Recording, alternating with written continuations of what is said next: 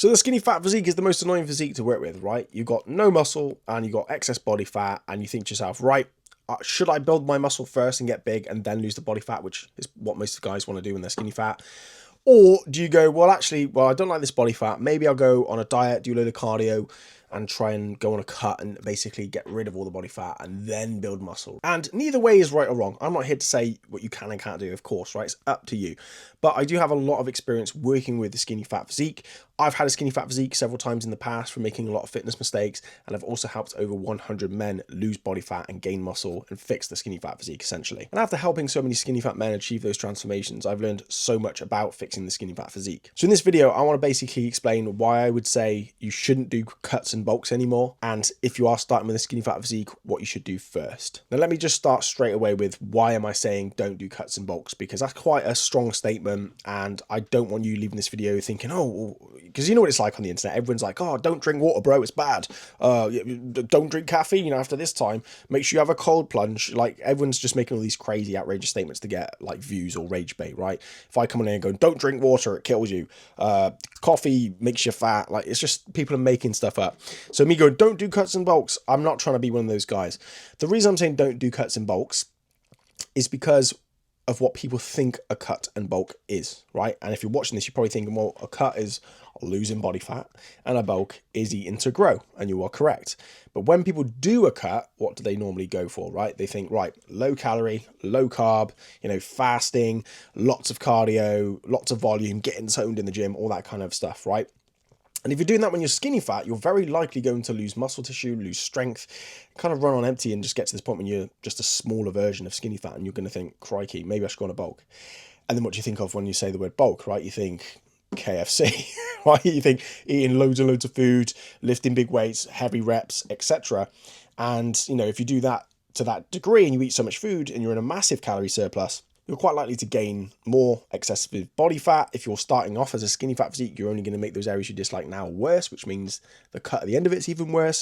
But you're not going to really be motivated to go on that cut at the end of that bulk because it's such a long process, and you're kind of going further away from the dream physique along the way. And if you're only lifting heavy weights when bulking, you're not getting enough muscle growth stimulation through muscle hypertrophy rep ranges. So you might not really gain that much muscle despite getting stronger. So conventionally, doing a cut and a bulk isn't the most optimal way to fix a skinny fat physique. And if you try and do both at the same time, you kind of get neither one done, right? It's that chase two rabbits, catch neither one analogy. That's why I'm saying if you're skinny fat, don't do cuts and bulks. Now, what's the alternative? If you are super skinny, like when I first started, jump on the bulk. Don't be worried about calories. Just get on it and you'll be fine. If you've got body fat you don't like and you still want to add muscle, then my suggestion to you is start with a body recomposition. Now, a lot of people comment saying, well, that's still a cut. And yeah, I'm not going to argue because it's still kind of a cut, right? But remember at the beginning of the video, I mentioned how most people conventionally think of a cut as lots of cardio, light reps, getting toned, gym classes, yeah, low carb. That's too extreme. If the calories are too low and you're doing too much cardio and not enough, strength progression in the gym, then why would your body gain or keep muscle? It just doesn't have a reason to do so. Your body will adapt to the training that you put it through. So by you doing loads of cardio and massively low calories, you're going to lose muscle tissue. You're going to go catabolic. And the problem is some people do a diet for like a week or 2 weeks, right? They do keto for a week, carnivore for a week, and they go, wow, scale weight's coming down. I feel better than ever. And that's fine, right? But the reason they feel good is they're not as sluggish with their bodies trying to process and digest all those calories and carbohydrates, but they've still got residual carbs and glycogen from their previous diet. So they haven't been on the diet long enough to realize that it's not actually going to help them. So most people go on a cut, they go on a diet and they do it, to the hills. They go loads of running, all this exercise. They feel great for a few weeks and then they start to feel ill. They start to crave sugar. They start to get constipated. Their wonky donkey starts to become more wonky, if you know what I mean. And they're just not going to sleep and they're going to get headaches and it's just not a good time, right? And I am speaking from experience, not the wonky donkey thing, but mainly just talking about how once you're on low calorie, these are the kind of things you're going to experience. So people that haven't done it yet are going to preach that it works. And some people that have never done it are going to preach that it works because it's just general advice, isn't it?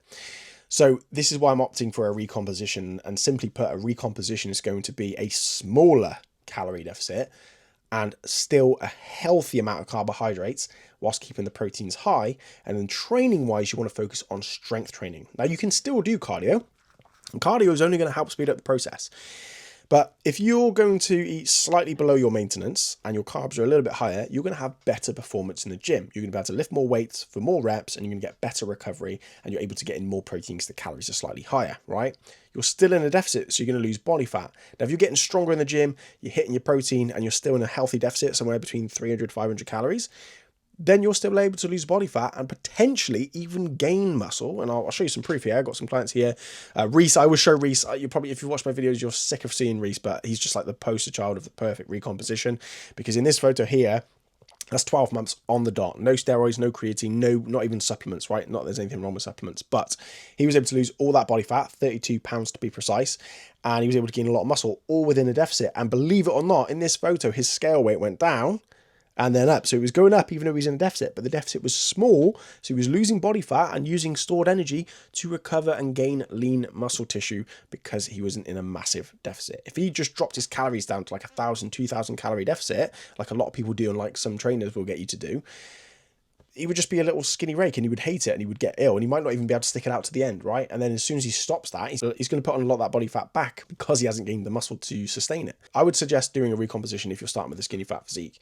Small calorie deficit, 300 to 500 calories, and then with your training, focus on prioritizing strength training, 5x5 systems, squats, bench, deadlifts, all the big muscle group movements followed by accessory movements, and then track those workouts. And if you can progress them by adding a little bit of weight or reps or sometimes just intensity, you're going to be winning. And if, let's say, for example, you're doing like 80 kg on a bench press, right? Or I don't know, 315 pounds, whatever, I don't care, whatever you go by. If you weigh 80 kilograms and you lift 80 kg on the bench, but then you lose body fat and you get down to 70 kg and you're still lifting at 80 kg, then your power to weight ratio is improved. So you're still pushing your body past what it was currently comfortable doing. And that's all it is. It's really that simple. It's have a training routine that you can stick to consistently enough to improve and build upon whilst getting the calories just about right. Okay, we want to go for fucking Robin Hood. Is it Robin Hood? Little Red Riding Hood. You want it just right, mate. You don't want the massive calories going over and faffing about and not getting anywhere. And you don't want to be starving yourself, running on empty and realizing why can't you stick to your diet longer than a couple of weeks. Small calorie deficit, get stronger in the gym, track all of that and adjust it each week. You will win. That's how I've done all these transformations for my clients. There's nothing magical. There's no gimmicks. It's just doing what I would consider to be the most optimal thing. So don't worry about doing cuts and bulks. Start with a recomp. Once you finish the recomp and you're lean, you've gained muscle, reverse diet your calories back up to your maintenance, tiny surplus, 200, 300, 400, 500, track, train, improve, review. That is it. That will save you so much time. You don't need to put butter in your tea, although there's coffee in there. Spoiler alert. You don't even need to take creatine. Like, it's a big old trend at the moment, isn't it? Creatine. Now, creatine's great. Obviously, it just increases your amount of ATP, so you're going to get more reps. Will that increase your overload? Yeah, so it's good. But I've heard people in, Weatherspoon's kitchen go, "Oh, mate, yeah, I'm taking creatine, mate. Yeah. Did you go to the gym?" "No, not yet, mate, but I'm getting there." Getting there what? Like, do you know what I mean? People take creatine, think it's going to be a magical fix because their muscles get saturated with it. They get a bit thicker and fuller, and they think they've gained muscle just by taking a bit of powder. It's not the case. So, anyway, there's a bit of a side tangent about supplements. Point being is keep it basic. The fitness industry would be boring if everyone told the truth. Like, calorie deficit, get your protein in, get stronger, do cardio to improve fitness and endurance. That's it. And then people are going to go, "This is boring. No one's buying it. Why don't we sell a pill? Why don't we say, oh, guys, instead of doing a squat, why don't you strap a TV remote to your head and, touch your toes and then push your bum in the air and then kick your leg back and take a video for Instagram and just say it's really good for glutes. And then get a BBL and say it's all natural." It's just, fitness industry is absolutely cooked. So anyway, I went off on one there, sorry. Anyway, if you need to know your calories, I have a free nutritional blueprint. So you can work out your numbers from scratch properly, or you can use an online calculator. And if you do want some one-to-one help like my clients have had, you are more than welcome to book a call with me. If the link is in the bio, that means I have spaces. Book a call. It's not a sales call. It's literally a chat to see if I can even help you. And other than that, hit like and subscribe. And if you've got any questions or if there's anything that I can help you with, drop a comment. And make sure you follow me on Instagram if you've got Instagram at Elite Transformation Project. .com. No, it's not .com, is it? It's Instagram. Elite Transformation Project. And I just hope this video helps you out. And if you still like doing cuts and bulks, you do whatever you want. But if you're struggling with progress, hopefully this advice has been helpful. Have a lovely week.